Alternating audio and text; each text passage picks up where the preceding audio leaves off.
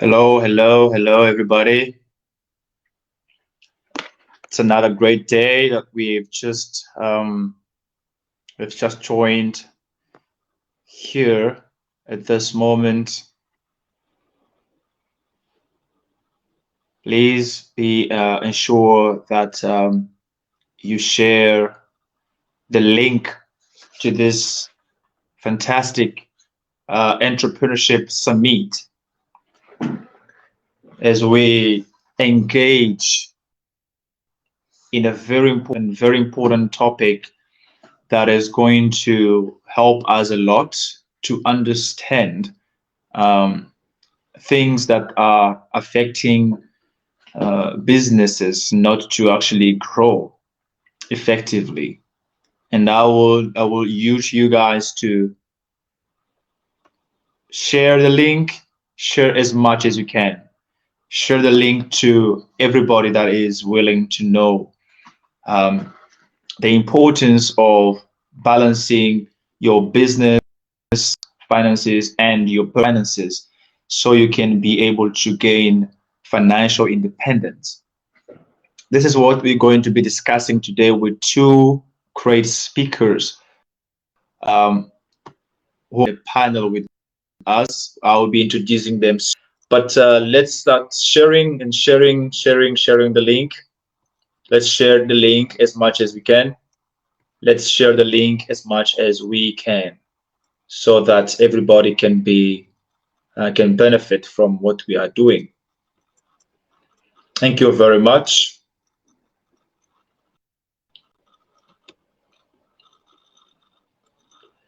For wherever you are actually following us, don't forget to just text down on the comment lines. We are going to see your comments. Once you join, we are going to be able to see comments here. So you can comment where you're from, where are you following us from, and your name basically.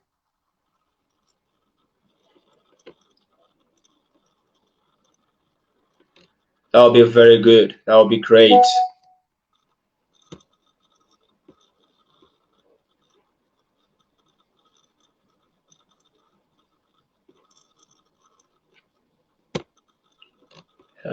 Thank you very much.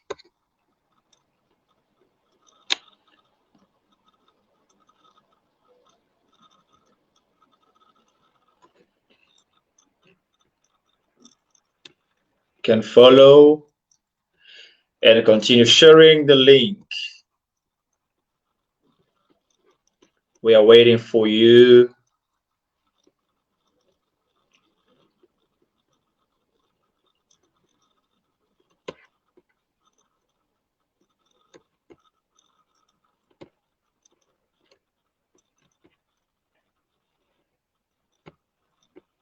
Share the link as much as you can.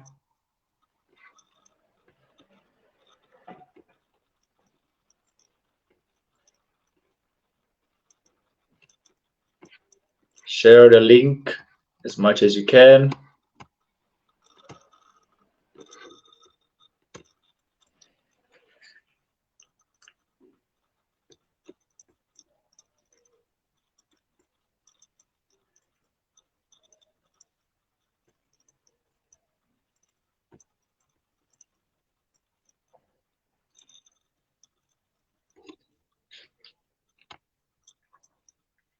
You may be having a lot of questions currently, like, I want to start a business. There is something that you want to achieve, but you look at, maybe the way you are balancing your, the way you are balancing your finances currently might be an issue. Maybe you are not finding really the proper way to balance your finances. And sometimes you find yourself in a place where you have to use your business finances to support your personal issues, and or your personal finances to support your business because your business is not making it.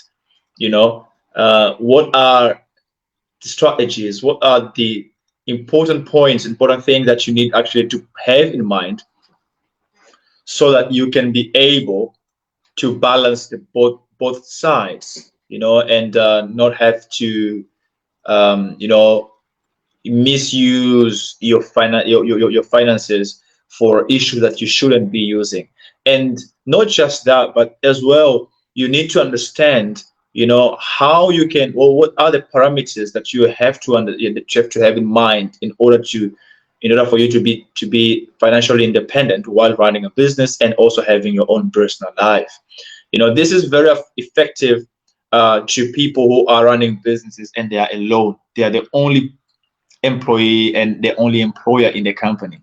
You have been facing a lot of these things, but now today, during this conversation with our special guests, honorable guests, they will give you and I the insights on how they've made it to financial independence, running their businesses and their own personal lives, and not needing to mix those dimensions of their life, and keep them separated so that continue moving until now.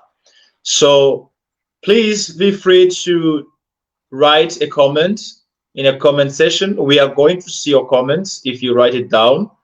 And share also where are you following us from. Please share where are you following us from. We want to hear from you, and get ready for your questions because we are going to go live with the panel in a few minutes. They are going to be on board and they will be able to share a lot more of the experience that they have been having and the insights around what we are doing. Okay, ready? I will be calling now to the panel. I will be introducing now the panelists, and they will be with us in the panel right now at this moment. Those are the people that are going to share with us their insights, what they're looking for, what they have in mind, you know, and they will be able to empower us. They'll be able to educate us as well, because this is part of the financial literacy that many people also do not have in mind. Many people ignore it, but today we are going to talk about it. And I want you to have a paper and a pen, write it down, every single idea, every single insight that is going to be shared for you with you here, and use it for your own favor. Because what we want is that companies, entrepreneurs, individuals running companies, they may be able to run their companies and their personal lives as two different things and not mixing it, so that they can be successful and grow the business and grow their personal lives. So now I'm going to bring up to the board, you know, the panelists. As you are following, our first panelist that I'm going to bring up board is Dr. Faith. For many of you who have already followed him on LinkedIn and social media, you know that Dr. Faith, his background is more into finances. He comes from a corporate background, you know, corporate industry. He has been impacting the young people with his insights and his knowledge in what regards investment, because he comes from an investment banking background, and he has been working a lot with entrepreneurs, financing startups, helping startups to grow their finances, understanding the issues around investments and financials for companies, for businesses. And this is something that is enjoying to share with all of us. And Dr. Faith, he is the founder and president of Youth Up Global, which is actually an organization that is very focused on developing human capital in Africa. And we work together in order to accomplish this. And he accepted to partner specifically with Entrepreneurs NBA in order to drive this mandate. And he also is the founder and president of Utidia, a company that helps or assists other enterprises to allocate or to have appropriate and good stuff in terms of allocating capital, power to the enterprises, to the companies. Utidia focuses on developing skills, developing human power, so that they can be properly placed in a workplace. So there's a lot of things that is going to share about Utidia and Youth Global, but I'm bringing him on board right now, and I would love your appreciations as we welcome him.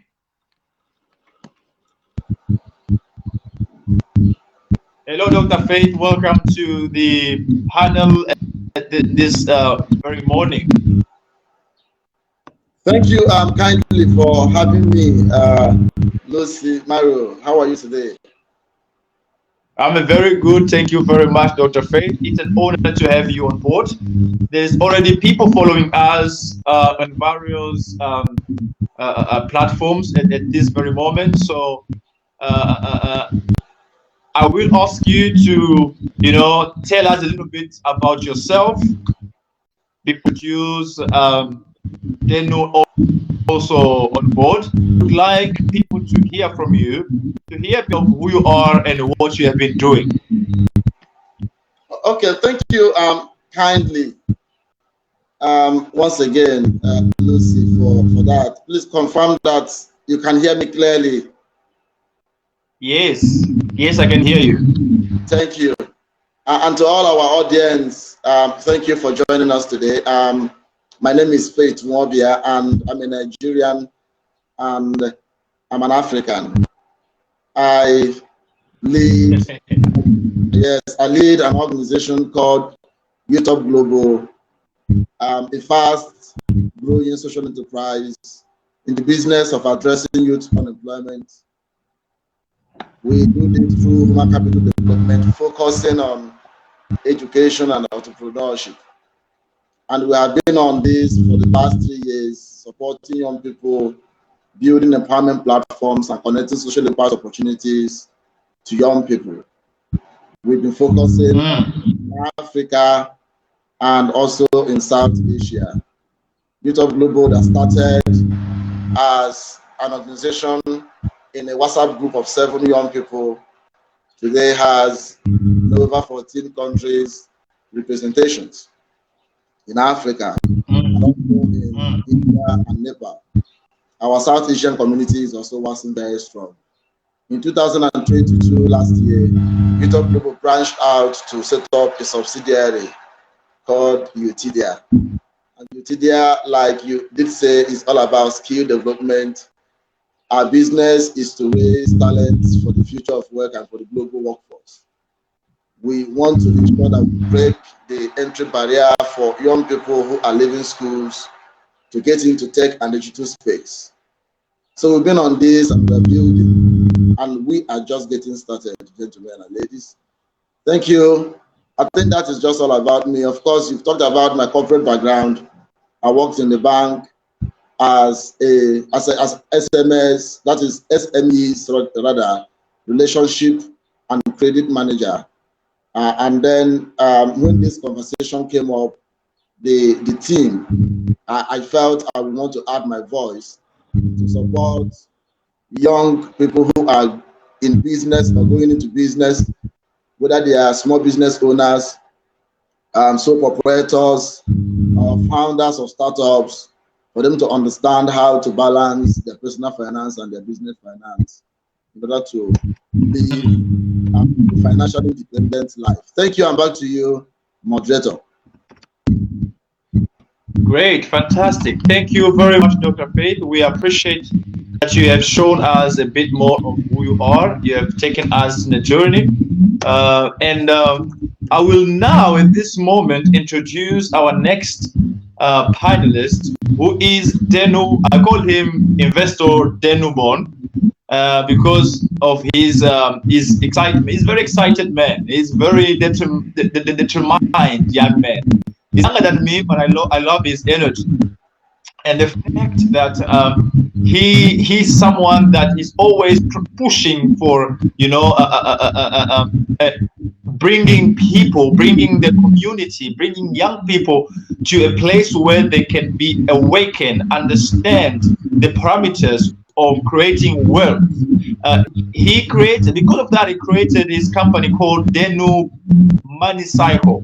And I love the fact that he created that, because that is really a circle of a lot of young people who are willing to grow their wealth in a very younger age. And his ideology, his philosophy, it's what actually brings more even close to what he is doing. And besides the company that he created, which is money,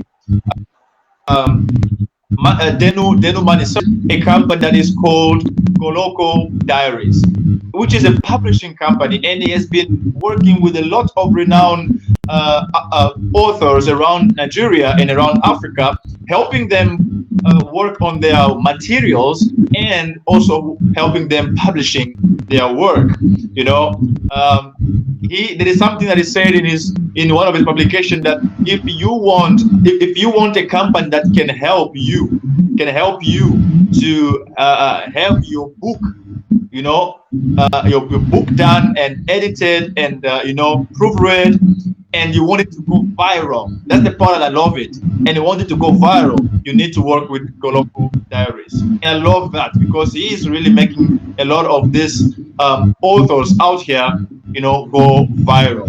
And I'm going to introduce Denubon right now to the panel, and I would love your appreciations. Hey, thank you so much for bringing me on the show.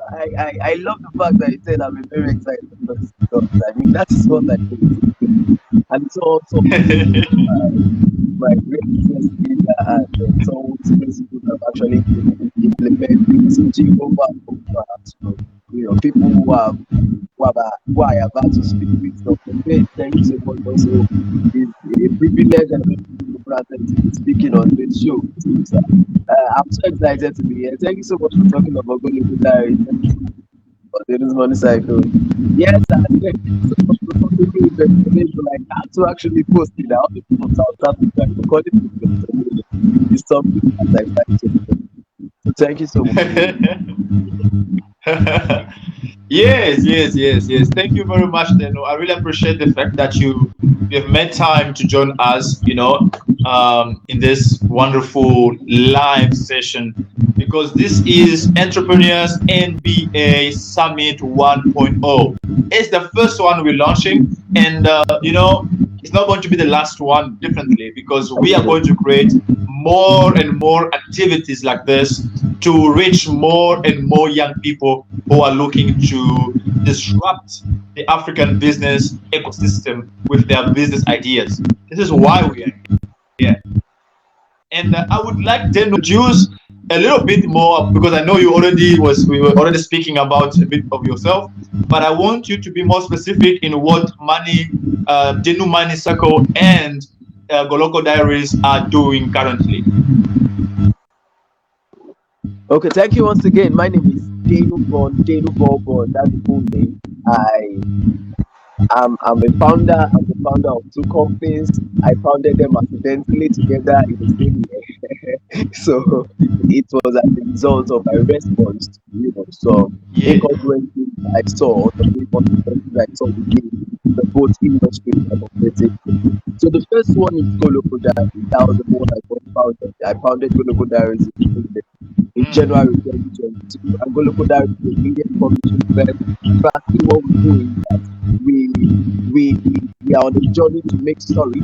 We help you take your success on the journey. That's our core purpose of existence. And we do this by utilizing the forces of media and publishing. And what are the forces of media and publishing? It runs across, the content you are able to consume. It runs across the movies, the clips, the comics, the things, the music you listen to. So we are looking to leverage various media channels so that they are helping you to actually take the success, because we understand and we know that success is individual, and the best way you can actually make success is by learning from and by being surrounded by positive stories of success of others. So we are leveraging various forms of media, but currently we are dominant in the book publishing media, and what we're working on, the book that are talking about how can be successful in various fields. So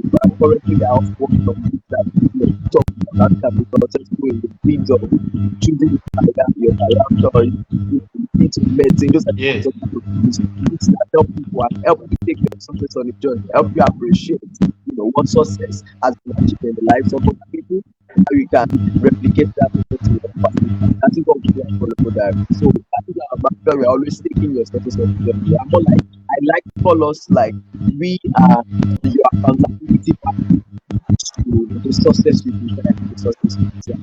That's what Goloko Diary is not about. Then David's Money Cycle was founded also. It started as a community and then eventually got incorporated as the ability company. David Cycle Limited. It started initially as a business in March 2022, and then in August we decided to incorporate that Denus Cycle Limited. Practically, what Denus Money Cycle do, I founded Denus Money Cycle as a response to my trying to take my financial success to the journey, because I realized that yes, everybody's talking investment. I was even working as a real estate in the bank, as a real estate, as a realtor in an investment bank as a then, in one of the real estate before I resigned the time and came back to working there. So I said, a lot of people are talking about investments. You go here, you see on social media, they're talking about, oh, invest your money, invest to make wealth. Nobody was taking financial success to the journey. Nobody was taking financial success to the journey. I know, yes, I'm talking about investment and to be able to invest back. Look at where I am right now. To be able to go from where I am to where I want to be. And that was what we brought about the business. We said, okay, let all of us let us see how we can take the money currently into saturation with desire in our and this has led me to argue that personal finance is something that should be that should be the third most important subject we are taught. People right from this road, like after alphabet and after numbers, they should teach us personal finance, because every single day we spend money. Every single day we trade something in exchange for something. We exchange barter, and then we do trade by barter every single day. So this is something that should be like it is practically our means of survival. It's something that should be taught even as early as preschool, and that was why we brought Davis Money Cycle on board. And what we are just doing, we are taking your financial sources from the journey. So we are not like we are contributing partner for the financial success you deserve. So at Golo Diaries, we are serving you to be your accountability partner for entire career success. Then at Denus Money Cycle, we are making sure that you are wherever you are, you are happy for wherever you are financially, and you are able to exude passion in whatever you do, and you are able to have financial satisfaction. Really. So that is what we do.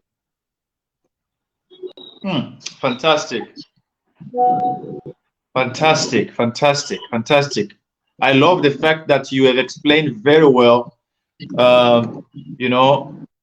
the fact that you explained very, very, very well on how you started with your companies, and this is actually a testimonial, because many people also, have the same issue to start and experience maybe the same thing that you have experienced in your, trajectory as a founder, trying to build something from the place where you were, getting to touch different places. But it's a very good thing to see that now today, out of all the efforts you have done, today we can say that you have built, something, and we are proud to see that. But now, going straight to our point, I wanted to ask questions. I want us to discuss on the topic, because the topic is all about understanding the balance, or how can we balance our business finances plus our personal finances in order for us to be financially independent as entrepreneurs, as business owners. This goes specifically to people who are solo or sole proprietors, or they're running the companies by their own. They don't have any other team member in the business. And this kind of people, how can they run a company? How can they run a business and make it successful? So, Dr. Faith, what would you say about that? Yes. How would they be able to run a successful business, especially in terms of managing their finances? Right. I need to be sure that I'm very audible. Yeah, you are. Yes, you are audible. Okay, thank you kindly. So, for small business owners, sole proprietors, it's always a challenge having to balance personal finances and business. It's always something that if you're not very careful, you will get your hands or fingers burnt. And it also has been a problem to why many small businesses do not actually survive for a long time, because they do not understand that you must have to build a clear separation between your personal funds of finance and business finance. Now, you need to define what actually is your personal finance and what is your business finance. So, as an individual, you need to separate your regular expenses that you do in order to maintain your personal life. And then you need to also itemize what expenses that you incur that impact your business. That's how you are able to separate these two. And then once you have made that separation, you want to find out what each of that separation, those finances that you have been able to categorize, what they are yielding in that business, in your life as a person and as an individual, as a business owner. So the first thing that any business owner, sole proprietor must do in managing these two sides of their finance is to understand that I'm an individual, but I'm an individual, but I'm also a business owner. And this business must have has its own character. That means it's a legal person, right? So you want to treat it as a separate being from yourself. And treating it as a separate being from yourself means that this business needs to be alive, just as you are also alive. Meaning, if you are managing your personal finance, you should also manage your business finance. Don't take anything for granted. So if you have brought out a particular amount and you are going to buy something, in that purchase you want to make, ask yourself, this purchase I'm making, is it of personal use or of business use? Now you are beginning to separate your two sides, your personal life and your business life. So it is not when you have money in your hand or funds that are meant for your business, you want to use it to take care of your personal needs or personal wants.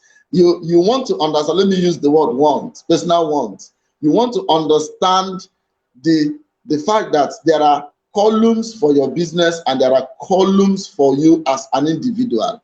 So you do not want to use one to be servicing one, right? Now that will help you to do a clear separation. I do not want to spend so much time on this very topic. There are so much to talk about around it, but I just feel that the first thing an individual business owner needs to do, a small business owner, you are just man alone, everything is done by yourself. You need to know that you should have two budgets. You must have your personal budget drawn up in your personal needs. You must have your business needs drawn up also with your business budget. And do not in any way think that every money that is in your hand is for your personal need or personal use. You must identify them. In the course of our conversation, I'm going to throw more light on this, but I just want to pass the ball back to you. Thank you. Fantastic, Doctor. Thank you very much for the feedback that you just gave us. You know, it's very important to really not take it for granted, but understand the principles, you know, be able to know that this is my business, finances, and this is my personal finances. How can I be able to support my personal finances as well as, keep the business finances intact, where we don't have to touch it. You don't have to use it, inappropriately. And then end of the day, you find yourself with issues to run your business. That's a very important point. But now, if we have to go, Investor Denu, what is your opinion on that? Okay. Well, I totally agree with everything Dr. Faith has said. And I had to also jot down on my hand here that, having columns for your business and then for your personal self, being able to separate your business funds from your personal this thing is very, very important. I learned this very hard in business. And I, if I'm going to be sharing my experiences in business and personal finance, it is so so wonderful. A lot of people when they talk about these things, they want to talk about it feeling very regretful. But the truth is, I'm so happy for what I've been able to learn. For example, I was able to successfully pile up a lot of debt as a result of not being able to understand this thing that Dr. Faith has just shared. Being able to understand being able to understand how detached from my personal life, my business funds are, and how separate my personal funds is from my business. So I got a lot of things mixed up early in life, and in fact, understanding some understanding where emotions come in play, that is in my personal finance, and where what's it called, logic comes in play in business finance. It also got me in a messed up situation. So but moving on myself, I've been able to, and that is the thing about growth really. I've been able to now see how I can detach. For example, now when I make funds in when I roll in funds for Go Local Diaries, or when we get a client that is working with us, or when we get results from Go Local Diaries and it produces money, I actually have a system that is ongoing where I get my own commission. So it is that commission that is my personal money. The way I spend that commission, it is all on me. But for business money, the remaining funds in the system, the way they are spent, I don't even try that. So it is something I'm beginning to understand, and it's something so seamless. So I totally agree with everything Dr. Faith has said. I don't have any contrary opinion or what have you. Yeah, fantastic. So I will go to the next question. How do I, like, if let's say I'm an entrepreneur, how do I manage money by preparing a personal spending plan, and what are the how are the identifying ways to decrease spending and increase income?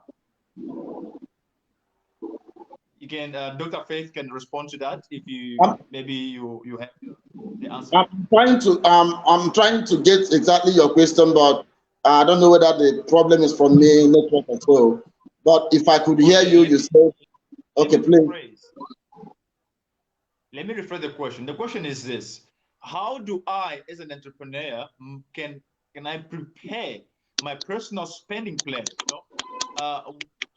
How can I prepare a personal spending plan, and what are the identifying ways that I can use in order to decrease my spending and increase my income? Okay, I get the question. Um, I get the question, Lucy. Please confirm you can hear me clearly, because I was not getting the last point that you raised, but I'm okay to answer the question now. Am I very audible?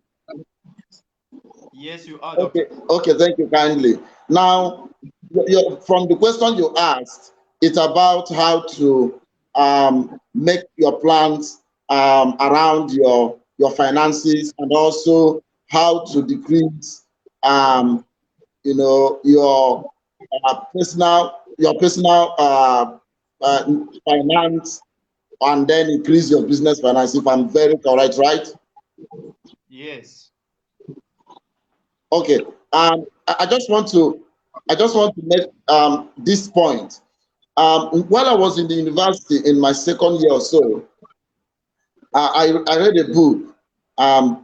Of course, I'm sure some of you that are in this business world will have known that one of the best of books that you could want to read when it comes to managing your finances, building your savings, culture, and all that will be The Richest Man in Babylon.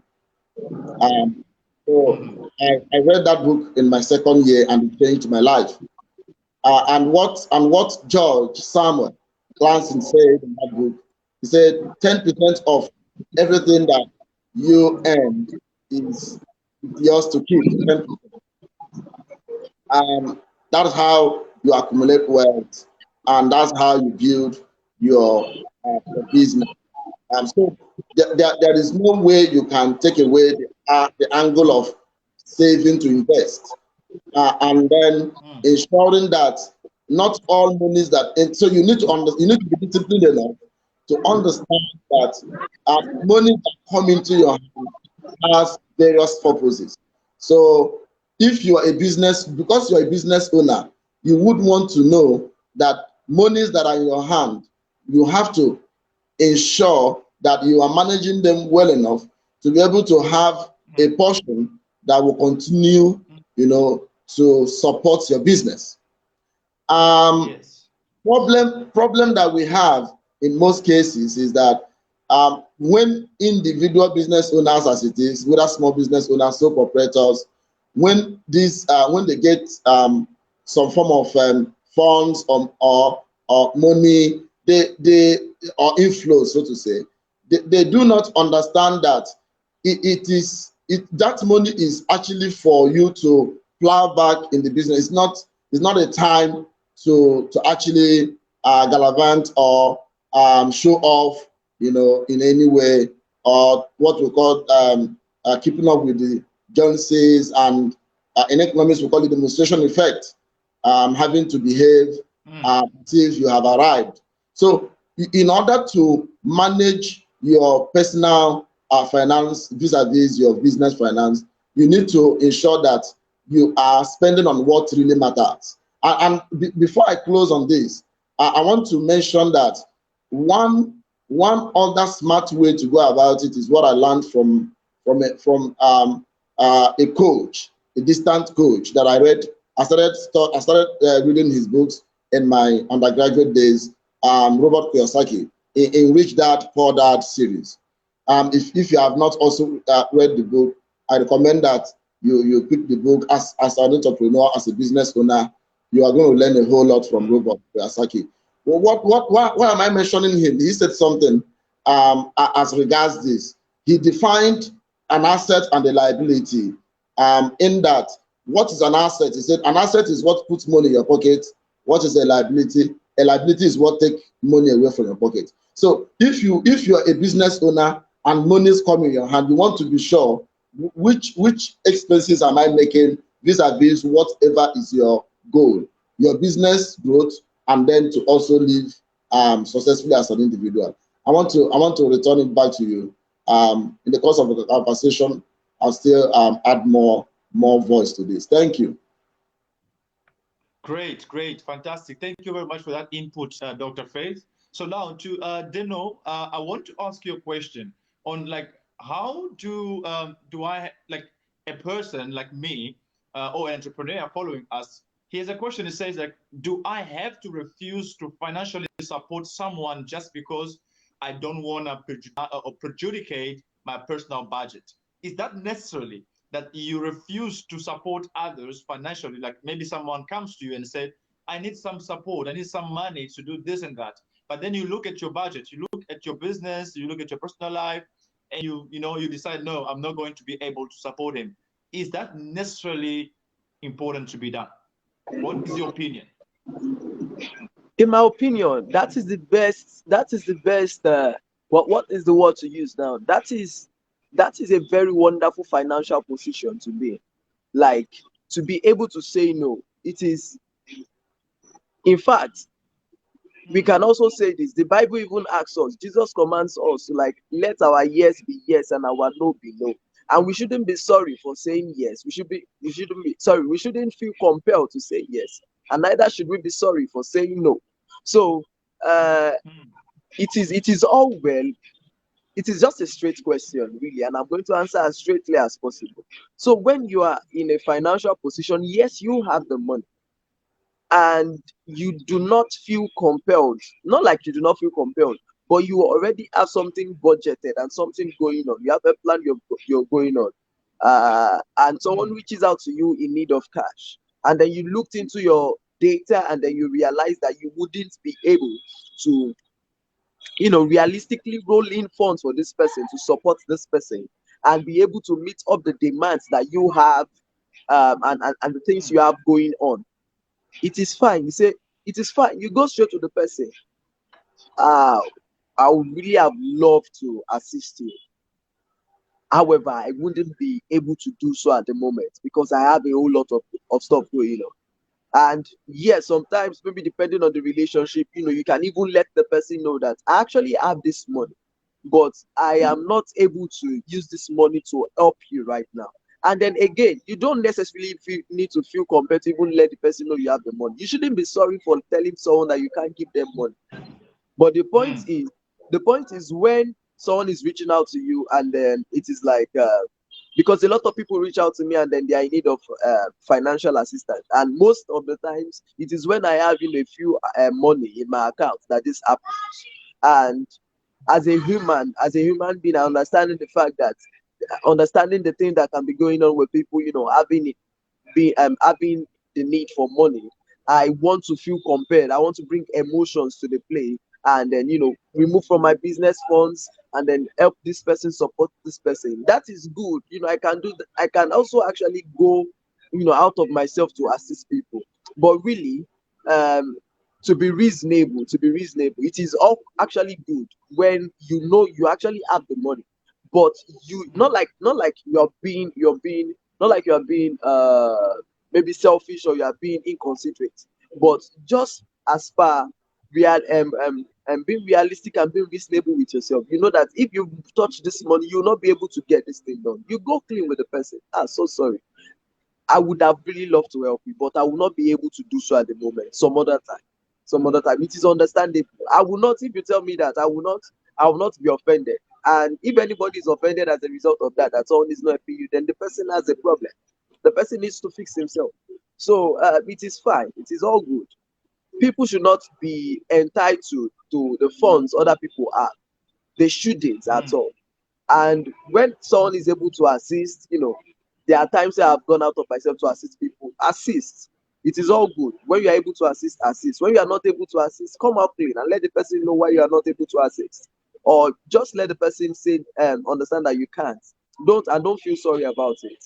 Don't feel sorry about it. You can also the only thing you can now do is that when you have something like that going on, and then maybe some weeks later, and then you can just reach out to the person to follow up on the conversation, that okay, were you able to solve this out? You are not following up on the conversation to actually pay the person or give the person any money. You are just following up to show the person that you actually considerate to actually help the person get out of the situation. And you can recommend some very, very wonderful ideas to the person and say, okay, Alpha, why not try? Have you tried this instead? Have you tried this instead? Have you tried this instead? It shows that you care. People want to feel that they are cared for, even beyond just giving them money. So if someone reaches out to you for money, and then you are even able to give the person the money, but you don't want to give the person the money because of your financial situation, it's all good. But just show the human part of you, and show the person that you actually care, and not just because the person is asking you for money. So that person will really feel, obliged to be a part. The person will feel like very, very important. And I think that is all that matters at the end of the day. It goes beyond just helping someone to, settle something about their finance. Great. Thank you very much, Denu, for that input. And I would like to put two questions together as we go to the end of our conversation. And Dr. Faith and Denu, both of you can bring inputs on this. My question is, uh, do I need, as a solo entrepreneur, do I need to have an emergency fund, or it is okay if I just have an insurance, for example? What is your feedback on that? Is it just do I need necessarily to have an emergency fund on myself, like keep some money aside for my emergency cases, or instead of doing that, I can just open an insurance account and have some money being invested somewhere? What are your opinions on that? Let's start from Dr. Faith, and then we can respond as well. I actually do not know why I'm getting the echo. I don't know where it's coming from. While you were speaking, I was struggling to. So sorry, it's from my end. I That's why I'm always muting my mic. I forgot to mute it up. I'm so sorry. Lucy, can you Okay, please cycle back on what you said on the question you asked? yes, thank you. Yes, no problem. My question was, I am an entrepreneur and I'm looking for ways to, have my financial independence. I don't want to, use my business money to support my personal life, not my personal life support my business life. But now the question is, I want to know if is it important for me to put aside emergency fund, I keep some money somewhere for emergency, so that I don't touch my business money, and I don't touch my personal money to switch on those two different areas. Or instead of keeping money for emergency, I need to open an insurance account where I can invest money maybe in an insurance company, so that money can come back. What is your opinion on that? What is the best way to have that independence, for my personal life and for my business life? I want to understand the focus of the question, and I feel that from what I could deduce, that you would want to find out, and then you would want our audience to know um, if the best way to manage their finance, business finance, or to improve their business finance would be to have a separate money that they commit to an emergency fund, right? Um, Yes. What is the best way? That was my question. What is the best way to create financial independence? Is it by doing emergency fund, like by keeping some money for emergency, or by opening it? What is the best way to drive independence in our finances? okay, I give you straightforward answer on this. In economics, we have what we call the motives of holding money. There are three motives for holding money.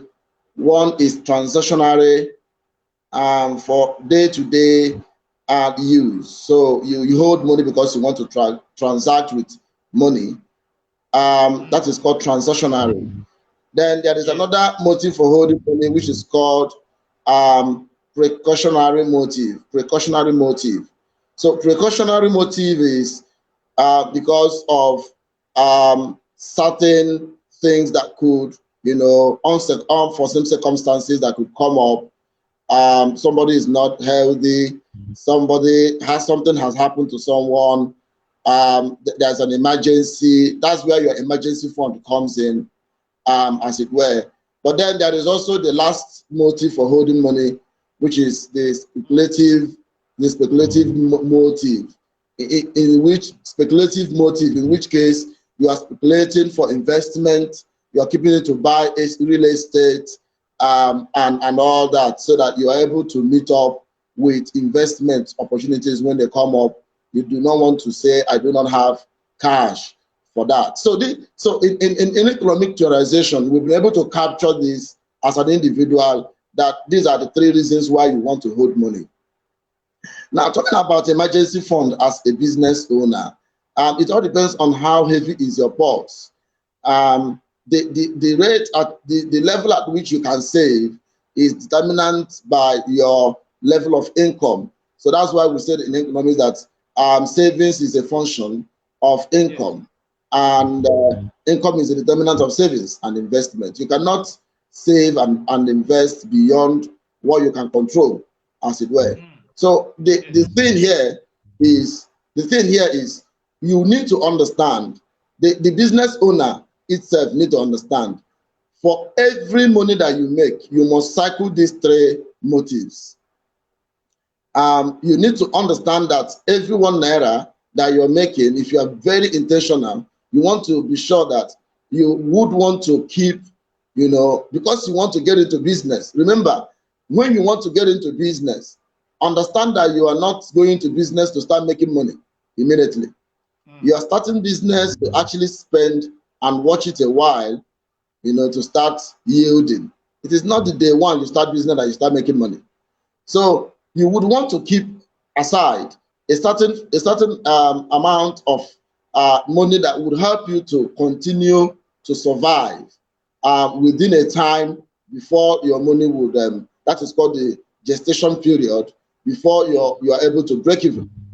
So it is always advisable for business owners, sole operators to have some form of support. But there are other ways to go about it. I'm sure in our conversation we might want to mention all that. But since it is just about the emergency fund and then about insurance, insurance is also advisable.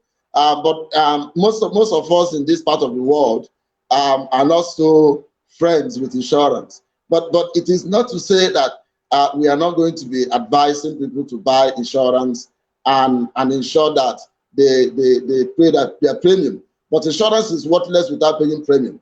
So you must ensure that as you pick an insurance, you are paying your premium regularly so that when it crystallizes, they will be able to take care of that. So at the end of the day, you are looking at options, whether it is insurance policy you want to pick because you want to hedge yourself, you want to protect yourself, you want to indemnify yourself, that is okay. If it is an emergency fund that you want to keep, but at all, ensure that you are building a business that will end up bringing revenue at one point, because revenue is what moves the business, nothing more, nothing less. Thank you. Well, fantastic.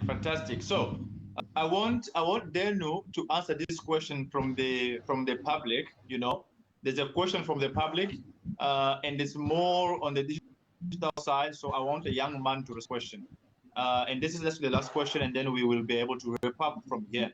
So Denu, Mr. Tabang Mototsa from South Africa, he asked a question. He said, what are the entry-level ways I can start making money as an entrepreneur digitally? What are the entry-level ways that I can start with to make money as an entrepreneur digitally? So what is your input on that question? Well, first off, that question is kind of it's putting me in a fix. However, I would like to elaborate and then expand the question a little bit. So, number one, it is very, very important to know that as an entrepreneur, you definitely need to have a solution, or you have something that you give a return as a service or as a product to become for it. But that is the beauty of an entrepreneur in the first place. So if you're not exchanging a service in return for money, or a product in exchange for money, like if there's not a trade going on, that means that you cannot actually.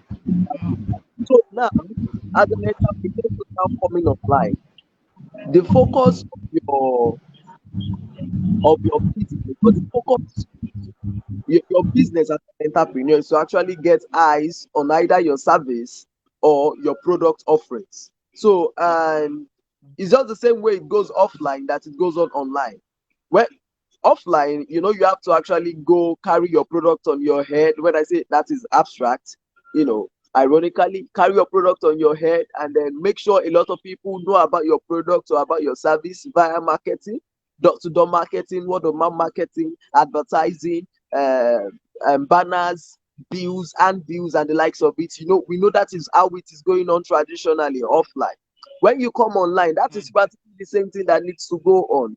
People need to know about the services and the products that you have to offer them in exchange for their cash. So really, there are now various things that now have to do with how you go about doing that.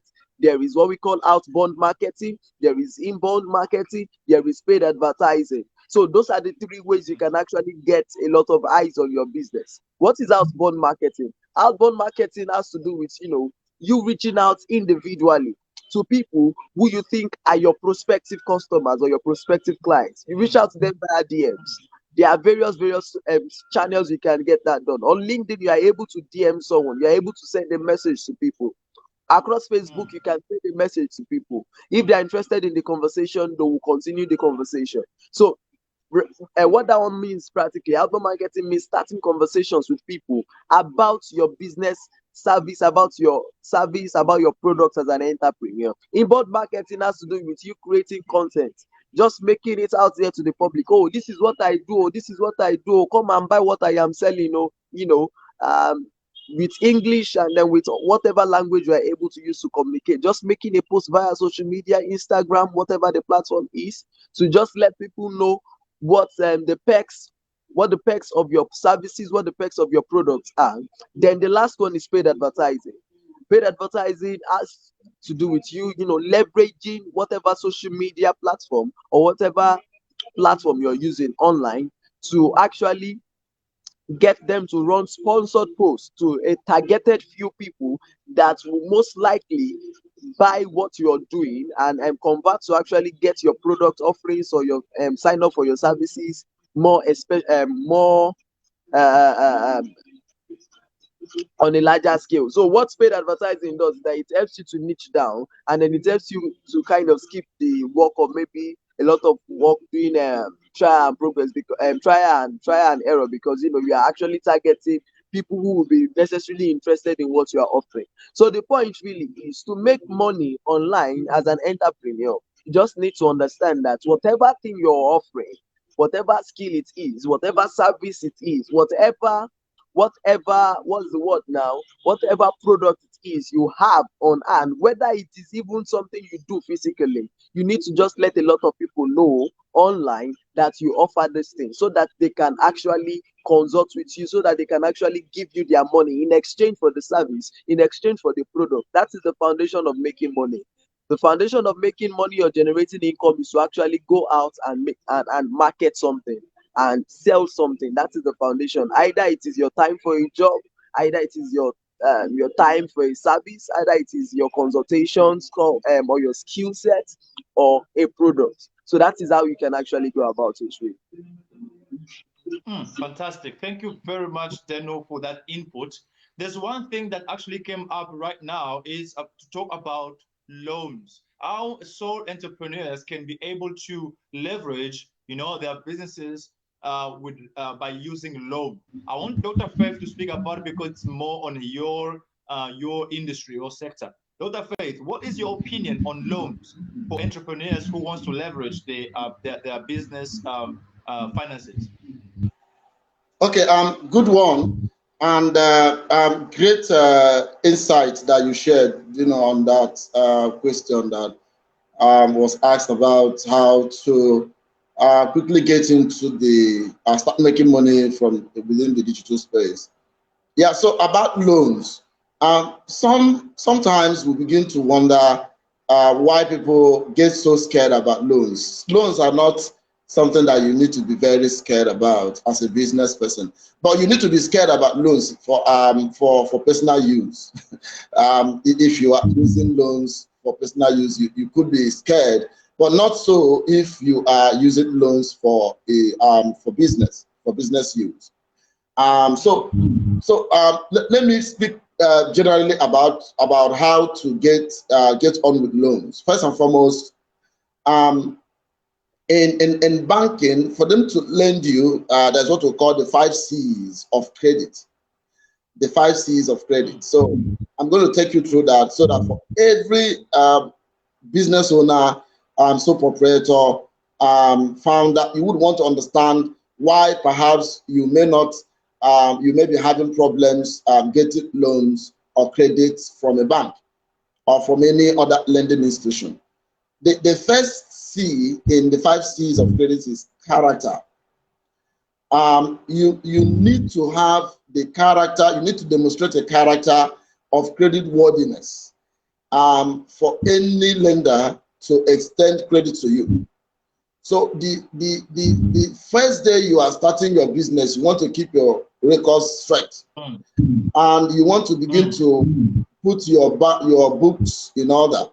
And if in the past that you've taken any loans, you need to go and clear them up, because there's what we call credit history. And every country today, they have a credit bureau. In Nigeria, we have a credit bureau. And every financial institution are linked or integrated in that platform.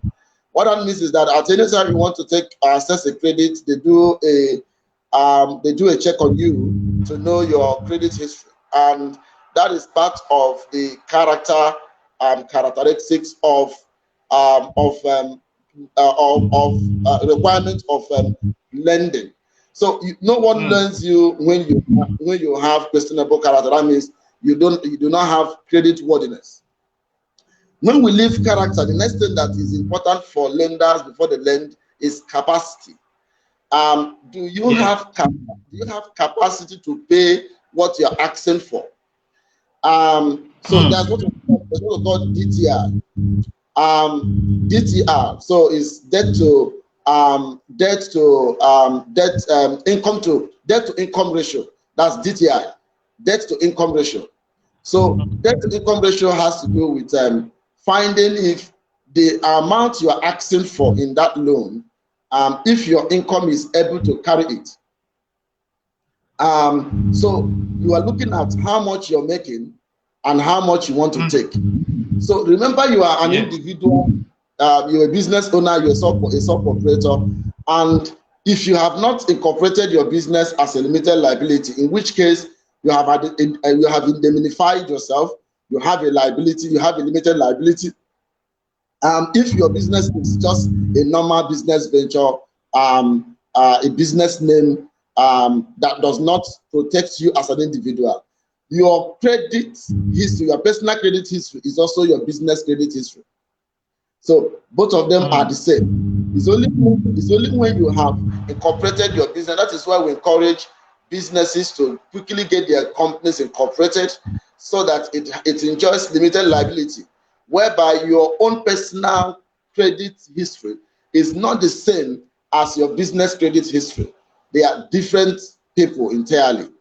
But if you are just one-man show and you have not incorporated your business, you're just using using a particular name to trade, a particular brand name to trade in your name, you are liable as much as your personal liability. So having said that, your debt to income ratio must be very low. So the lower your debt to income ratio, the more likely that you are going to get credit or that you are going to be supported with loans.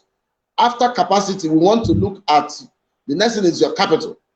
We want to know if you are able to make some down payment in that loan that you're making, right? In that very loan that you're asking for. So we want to be sure that this money that we are giving you, do you have some level of support that you want to put in order to show that, okay, in a good faith, I am able to even repay to up to 2, 3, 4 months along the line, even from the beginning, right, of your credit. Now, after that, you want to look at collateral. That is, of course, what backs up your credit in case it goes bad. So loans go bad. So what if it goes bad? How will the financial institution, the institution that is lending you, get their money back? So this is also a problem. And most people do not have the capacity. They don't also have collateral, and it becomes a problem. So the last but not the least is the conditions. So outside this four that you may control, there is another point, another requirement, that is condition. Condition for which the whole loan covenant revolves on. Condition or covenant. We call it condition or covenant. So they all are what are happening in the economy, what is happening in your industry, in that industry where you are operating. So your lender will want to look at all that. Is that industry having issues? So what happens in your industry will also impact whether you want to get loans or the likelihood of getting funding. But I want to quickly say this, maybe before I get back to you or I put it back to you, is that for business owners, small business owners, sole proprietors, whether they are founders, you need to understand that you do not necessarily need to buy. Why I support loans for business use is that you don't actually need to use cash, as it were, to buy so much of the things that you would want to get on credit, because cash itself supposed to be used for short-term obligations. So that is why we normally do what we call current ratios and all that. But I do not want to go into so much technical, move into the technicalities about lending and all that, but I just want to get it to the point where you need to understand at any time you want to, for instance, you want to acquire a generator, maybe you want to acquire a generator for your business. You may not necessarily have to pay down. If you look at the lifespan or the life expectancy of the generator, that it has a life expectancy of 5 years. You cannot use the cash that you're supposed to use in the next 6 months to pay for what will have 5-year life expectancy. You want to pay in 5-year time and not to pay all the money now. So what I'm trying to say is that some small business owners make the mistake of using all the money they have to go and buy a commodity, to buy a property that they're going to use in their business, that they're going to spend so many years to repay. So why not go and get an equipment financing? We call it equipment financing. Why don't you go and get equipment financing? Is it a generator that you need? Is it office tools you need? You can get into. That's why I've seen a platform that is also coming up that is supporting business owners, to be able to, or even professionals to be able to get tools that they can use in working. And we're going to work with that in our community entrepreneurs MBA too, to be able to support business owners, small business owners, so that if you need those gadget equipment to work with, you don't necessarily have to pay all the cash at once. You can actually finance them with an equity financing contract. There's also what we call invoice financing and all that. So you need to understand when you have done a project, money has not come, you can come to the bank and say, I have executed this project. Normally they pay me after every 2 months, every 60 days they pay me, but I cannot wait.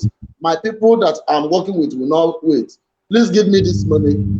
In 60 days time, you're going to get paid. Bank can wait while you go about taking the money to sort yourself, and then they discount your invoice at the time when it matures. So there are different ways you can walk around, having to assess credit, assess loans.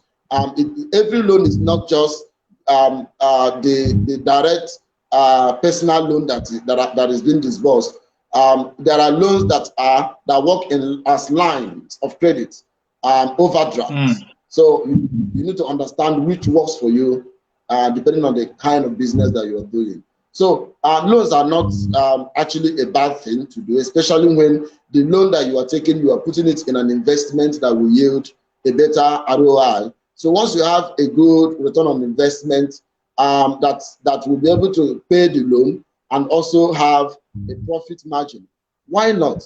That is why loans are created, to support businesses. So I advise every small business owner, once you're able to tick the five C's of credit, go with your shoulders high and be able to demand and access any credit or loans that will be able to help you do your business. Don't take loan to finance a personal need.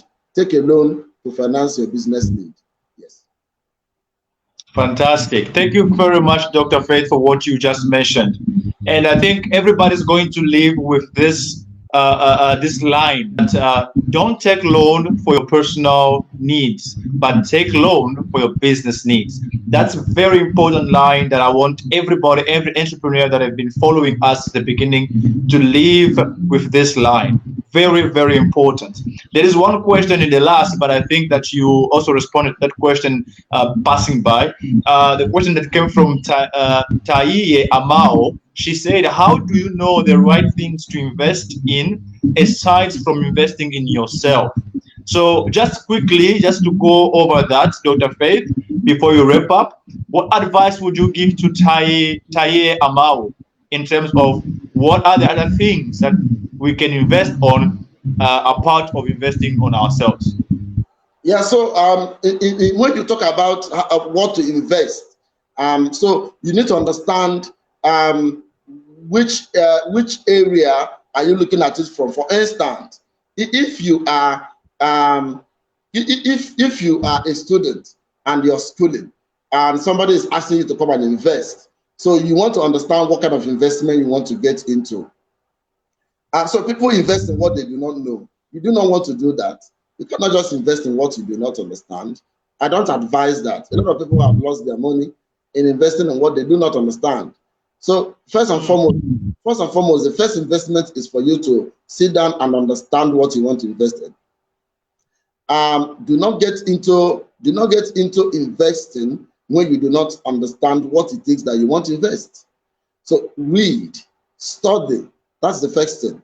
So it all starts from personal development. That is it. Developing yourself to understand the space you want to get into. That is one. Then another thing is you begin to look at different businesses that have stood the test of time. A lot of people would want to argue and make a case for real estate that whether you're a beginner or whether you're an expert in investing, that you would just want to do well. You can easily do well in real estate. You never will get it wrong in real estate investing. And I tend to agree with them because real estate investment or real estate is an ancient form of investment, and it's been here for ages, and it will remain here. So true, if there are prop tech today, property companies and all that come up with ways you can put in your money to be part of maybe a chain of estates, and then you are getting part of it, perhaps some equity, some shares in what they are doing. That's a great way of investing. But investing in any other technical areas, you would need to study and find out if they are sustainable. I'm not going to be giving an expert advice on investing here. I wouldn't want to do that. There are different financial advisors out there that you could talk to that will be able to provide investment advice. I'm no longer in the banking system where I want to start making such advice vis-a-vis what the trend is. I would rather say spend time to study to understand what you want to invest in. But this is just for me on a free move, on a free basis. Real estate investment open for everybody, open for opportunity. Get on real estate investment, and you will never regret investing in real estate. It's always a very sustainable means of investment, and it has been here for ages. So this is my advice. Real estate investment seems to be the best when it comes to beginners and people who just want to get on in the world of investment. Outside real estate investment, of course, you said we do not necessarily need. You are asking that it doesn't have to be personal if it's not personal investment or developing yourself. I say spend time to study on what you want to invest in. I want to just repeat for the sake of my colleagues that are joining now. Please spend time to study what you want to invest in. Do not invest in what you do not understand. But if you really want to invest, on a general note, real estate investment has been here for ages, so I can pass that to you free. But I'm not a financial advisor. I'm not in the banking system anymore to speak on that, as it were. But I will say get an advice from expert advisors in finance that will be able to guide you on that. I will not want to give that advice here. That is not my field. I would only say study, check, ask questions before you put down your money. And if you really want to invest, start your business. If you have the muscle to do so, start a business. It's also another way of investing. I remember what Kiyosaki would say in Guide to Investing when he was talking about the 4 quadrants. And there are various ways you can get into the world of investing. So you can invest as an individual. You can also invest through business. Thank you. Back to you, Lucy. Okay, thank you very much, Doctor. Thank you very much for that input. I think what you just said is what is it's responding the question of Raymond Ayinde, because it asked, can you invest in real estate without cash? I don't know if, because this is going to be the last question that we're taking, and then we're wrapping up. But now the questions are coming a lot. So we have to wrap up now because we have other activities to do. So I just want an input from Deno because you just joined us now. Deno, what advice could you give to Raymond Ayinde for can you invest in a real estate without cash? Because I know you also have a background on that. You have also been investing in real estate. So what would you say to him in brief so we can also wrap up? Okay, just like Dr. Faith said, there are now prop-tech companies that you can, with as low as $10, you can start up investment plans with them, where you are able to get, they operate like real estate investment trustees. So, you are co-owning a property, but practically the ownership is not an ownership that is physical. It is an ownership that is being monitored on a decentralized system on your dashboard. So I think you can do you can we have that going on. All right, we have that going on, and a lot of them are very, very wonderful companies, and they have sustainable ideas and then strong founders backing them up, so you can actually go into that. But what we do at Danish Money Cycle is that we have a gospel that we preach, and the gospel is the gospel of 10, 10, 10, 70. And what that states is that number one, 10% of all the income I earn, I save as tithe. Then the next 10% of everything I earn, I save for investment purposes, regardless of how low or how much I earn. So if you are earning 10,000 naira per month, that is the Nigerian currency, 10,000 naira, you are earning that per month. 1,000 naira should go for investment savings, or it is also called investment planning. So you keep accruing it. So when you now see an investment opportunity, just like Dr. Faith said, an investment opportunity in real estate that meets whatever you have been able to accrue so far, saving your 10% for investment purposes, you can key into it. But instead of waiting for the day big cash will come in, that you're not able to remove from that big cash to now invest in real estate or invest in whatever thing you want to invest in, that you have looked into it, and it's something that is not based off greed.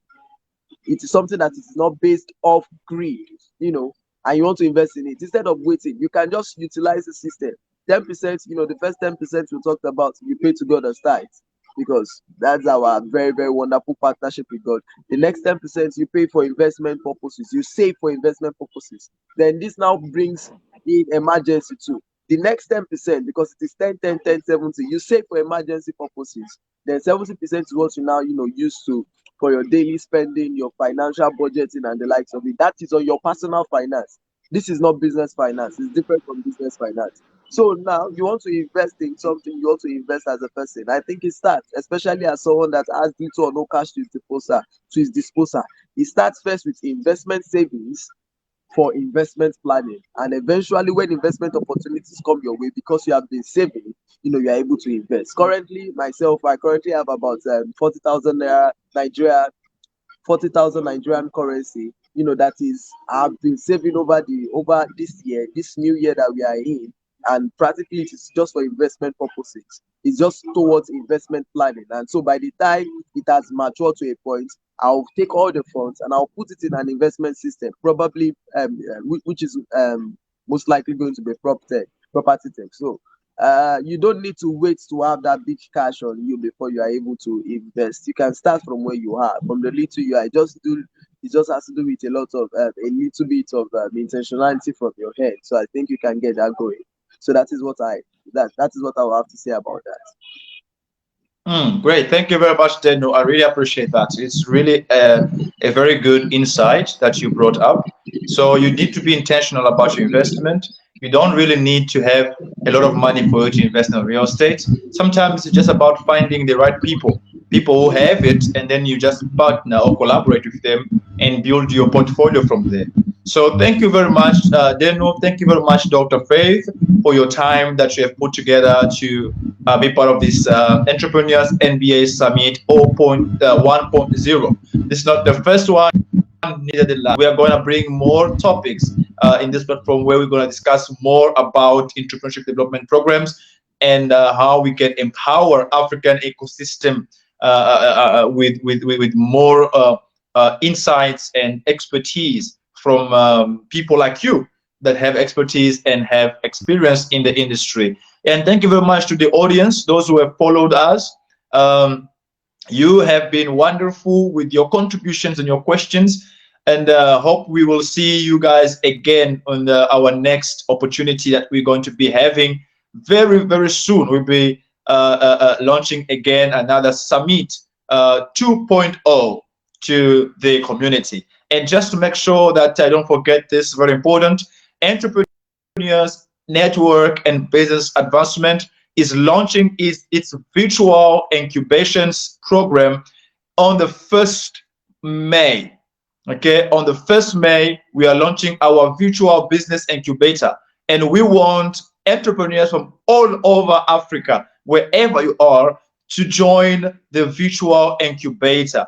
And in that virtual incubation program, you will be able to get from business individuals, from entrepreneurs who are successful and who are running businesses, have resources. You'll be facilitated to get funding, to get expertise, and to take your business from point zero to the point where you want to be. The objective is to see African entrepreneurs successful, running businesses, and being able to expand to other communities within the continent. In partnership with AFCFTA, the African Continental Trade Area, Free Trade Area, we are helping and supporting entrepreneurs to be able to trade within African markets and also in the outside African market. That's what we have, and I will be sharing with all of you in the platforms the link to join our WhatsApp group, and from there we'll be able to share with you the links to join the virtual platform or the virtual incubating platform. So bring out with your projects, bring your business ideas, bring your issue that you have of us together, solve these problems that we are all facing in the business environment, and empower each of us. So thank you very much, guys, and we will see you the next summit.